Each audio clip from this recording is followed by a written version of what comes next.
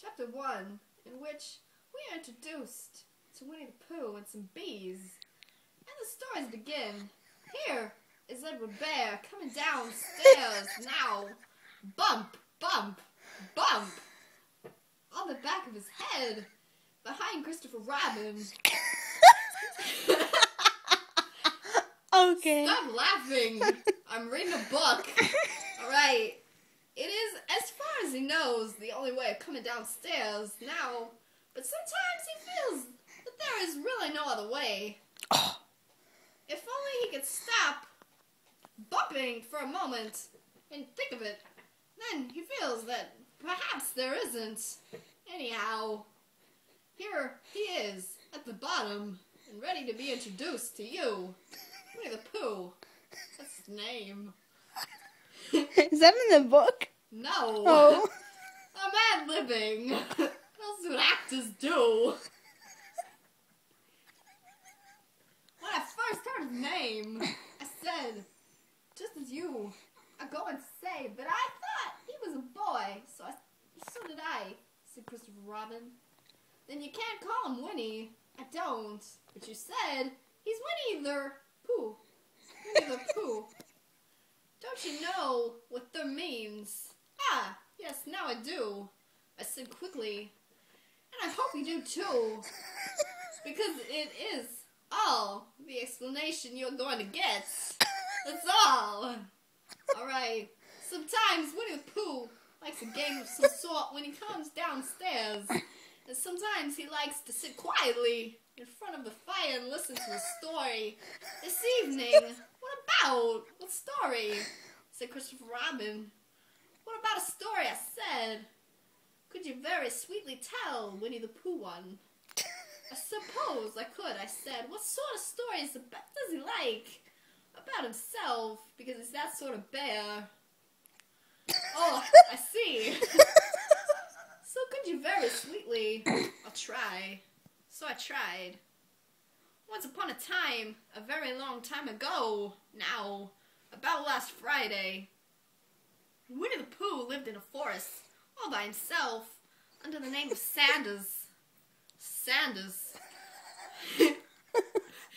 What does under the name mean, Christopher Robin?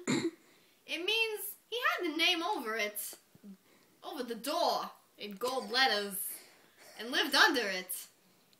Winnie the Pooh wasn't quite sure, said Christopher Robin. Now I am, said a growly voice. Now I am. Then I will go on, said I. One day, he was out walking. He came to an open place in the middle of the forest. And in the middle of this place was a large oak tree. And from the top of the tree, there came a loud buzzing noise. Winnie the Pooh sat down at the foot of the tree, put his head between his paws, and began to think. Wow! First of all, he said to himself, that buzzing noise means something. You don't get a buzzing noise like that, just buzzing and buzzing, without its meaning. Something, if there's a buzzing noise. Somebody's making a buzzing noise. And the only reason for making a buzzing noise that I know of is because you're a bee. Then he thought another long time and said, and the only reason for being a bee that I know of is making honey. I'm a bear. I like honey. Yum. And then he got up and said, and the only reason for making honey is so I can eat it. So he began to climb the tree. He's climbing the tree. He climbed and he climbed and climbed. And as he climbed, he sang a little song to himself. It went like this. Isn't it funny how a bear likes honey? A buzz, buzz, buzz. I wonder why he does.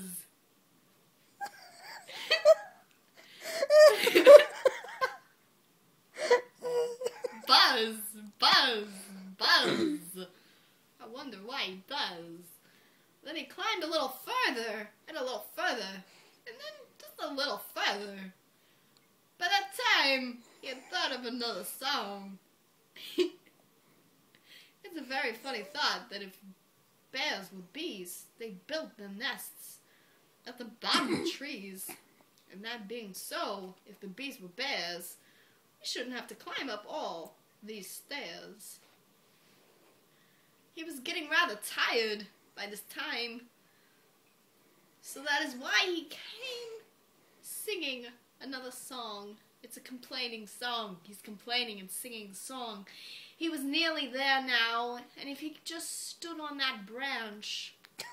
Crack! Oh, help! Said Pooh, as he dropped 10 feet on the branch below him.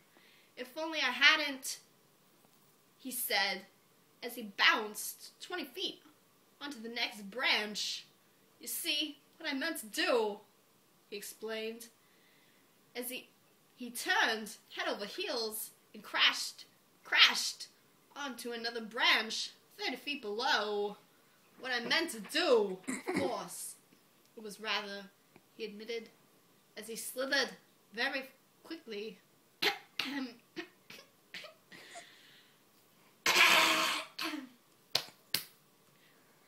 through the next 6 branches. It all comes, I suppose. He decided, as he said goodbye to the last branch, spun around 3 times and flew gracefully into a gross bush. It all comes of liking honey so much. Oh, help. He crawled out of the gorse bush, brushed the prickles from his nose, and began to think again. And the first person he thought of was Christopher Robin. Was that me? Said Christopher Robin in an odd voice, hardly daring to believe it was. That was you. Christopher Robin said nothing, but his eyes got larger and larger, and his face got pinker and pinker. So Winnie the Pooh went round to his friend Christopher Robin, who lived behind the green door in another part of the forest. Good morning, Christopher Robin, he said. Good morning, Winnie the Pooh, said you. I wonder if you got such a thing as a balloon about you. Balloon? Yes. I just said to myself, coming along, I wonder if Christopher Robin has such a thing as a balloon about him. I just said it to myself, thinking balloons and wondering, what do you want a balloon for? You said. Winnie the Pooh looked around to see that nobody was listening, but put his paw to his mouth and said in a deep whisper, honey! But you don't get honey with balloons.